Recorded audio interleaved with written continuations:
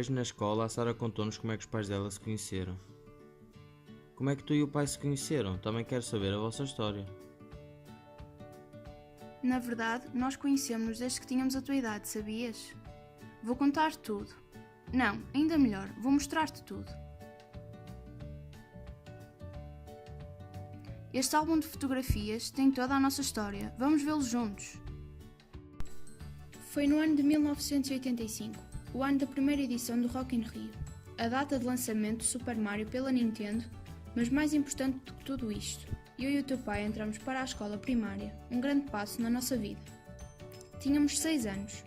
Estava no recreio da escola primária das Leirinhas, a aproveitar o intervalo da manhã. Enquanto comiam chupa-chupa, vi um rapaz muito baixo, comparativamente às raparigas com quem jogava futebol. Ele destacava-se, tinha dificuldades a conduzir a bola com os pés, ao contrário do resto da equipa. Era tão mau que me conseguiu acertar com a bola na cara. E ele, muito envergonhado, apressou-se a pedir-me desculpa, e foi assim que começamos a falar. Mais tarde, vim a descobrir que, apesar do seu fraco desempenho a jogar à bola, era o melhor a atirar ao alvo.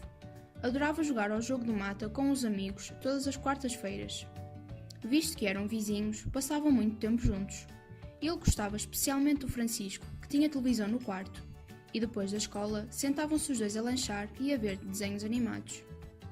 Quanto a nós, com o passar do tempo, tornámos-nos inseparáveis. Como éramos da mesma turma, sentávamos-nos sempre lado a lado na sala de aula. Ele ajudava-me nos trabalhos manuais, cortando cartolinas com grande rapidez e destreza. Para além disso, fazia bonitos desenhos que afixava na parede da sala a pedido da professora. Sabes aqueles em que o sol aparece no canto da folha e que as casas são transparentes, tal como tu fazias? Eu ajudava-o na aula de dança. Baralhava-se por vezes com a direita e a esquerda, e embora galopasse com coordenação, não era assim que se dançava. Foi numa dessas aulas que me ensinou a apertar os atacadores à sua maneira. Fazia um laço com 2 laçadas. Ajudávamos-nos mutuamente na matemática, era o nosso ponto forte. Desde cedo aprendeu a fazer cálculos mentais rápidos utilizando os dedos para somar ou subtrair. De manhã, ao entrar na escola, fazia sempre uma pergunta matemática mais complicada à Dona Paula, a porteira. Decorava o resultado e dizia a todos que o tinha descoberto sozinho. Foi também o primeiro da turma a nomear os dias da semana por ordem. Para não se esquecer, inventou uma lenga-lenga que fez toda a gente rir com as rimas dele. Quando fiz 7 anos, escreveu-me um poema. A sua caligrafia era quase indecifrável, para não mencionar os erros ortográficos. Mesmo assim, desde cedo ele aprendeu a ler e interessava-se por banda desenhada. Ficava horas a fio a ouvir histórias contadas pela tia e eventualmente acabava por partilhar com os amigos. Lembrava-se de todos os detalhes, como se ele próprio os tivesse escrito. Na sala de aula, oferecia-se sempre para ler, gostava de fazer de narrador. Aos 7 anos, decidiu juntar-se a uma banda filarmónica. O ponto forte dele era marchar ao ritmo da pandeireta. A sua boa memória permitia que soubesse músicas de cor. Eu preferia vê-lo no teatro. Criava personagens às quais atribuía uma vida muito bem documentada no seu bloco azul. Gostava dos espetáculos da escola e de ver os pais na audiência.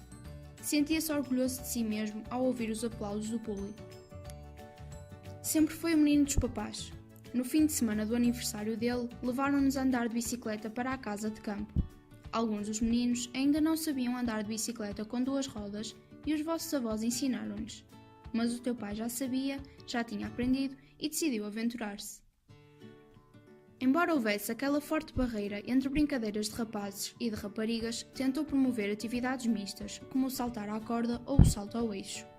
Sabes o porquê de o teu pai te repreender quando brincas nas escadas? Numa competição infantil, decidiu ver quem descia as escadas mais rapidamente e acabou por cair. No Natal desse ano, tivemos a nossa primeira zanga. Ele insistia que éramos adultos o suficiente para não acreditarmos no Pai Natal, que não passava de uma fantasia. Eu achei aquilo ridículo e disse que não queria falar com ele, até que admitisse que estava errado. Sentamo-nos durante uma semana em lugares separados. Não lhe dirigi a palavra durante essa semana. Na segunda seguinte, apareceu-me à frente com um chupa-chupa e um pedido de desculpas preparado. Sabia que não tinha sido correto comigo e que não devia troçar daquilo em que os outros acreditavam. Acima de tudo, valorizava a justiça. Naquela altura, inventávamos muitos jogos que envolviam relações de poder e de controle. Outros foram-nos ensinados, pelos mais velhos, como o rei manda. Ele ficava bastante zangado quando faziam batota. Chegaram a chamá-lo de queixinhas, mas ele pouco se importou. Achava importante que todos seguissem as regras. Por esse motivo, sempre foi tão rígido a avaliar os outros. Outro jogo que sempre gostou, e no qual era muito competitivo, era o da forca. Era muito rápido a adivinhar a palavra oculta, principalmente quando se tratavam de equipas de futebol. Não gostava de pedir pistas aos colegas, mas mostrava sinais de frustração sempre que não conseguia descobrir a palavra no quadro de giz. Claro que naquela idade já existia um desejo de ser aceito pelos outros. Foi a fase da franja do vosso pai e de roubar o perfume do irmão mais velho. Já se vestia autonomamente, o que era evidente pela conjugação das cores. Contava muitas piadas e tentava falar com todas as pessoas, sem exceção. No entanto, o querer estar integrado nunca interferiu com o seu quadro de valores. Não passava à frente na fila da cantina. Esperava sempre pela sua vez. Também não alinhava nas partidas que o grupo planeava. Por vezes, pensava em participar. Parecia-lhe divertido, mas sabia que não o devia fazer. Eram sentimentos contraditórios que o incomodavam. Também sabia que existiam momentos para tudo e que, por exemplo, o recreio era um local muito distinto da biblioteca. Foi uma altura em que a curiosidade era muita e surgiam questões para muitas das quais os adultos não tinham respostas. O teu avô bem tentava satisfazer a curiosidade do teu pai, mas parecia ser impossível. O teu pai via no teu avô um modelo a seguir e nele procurava a aprovação. Quando iam ao café juntos, agarravam num jornal para ler, tal como o pai. É engraçado pensar que tu fazias exatamente o mesmo com o teu pai, mas isso já dava para outra história.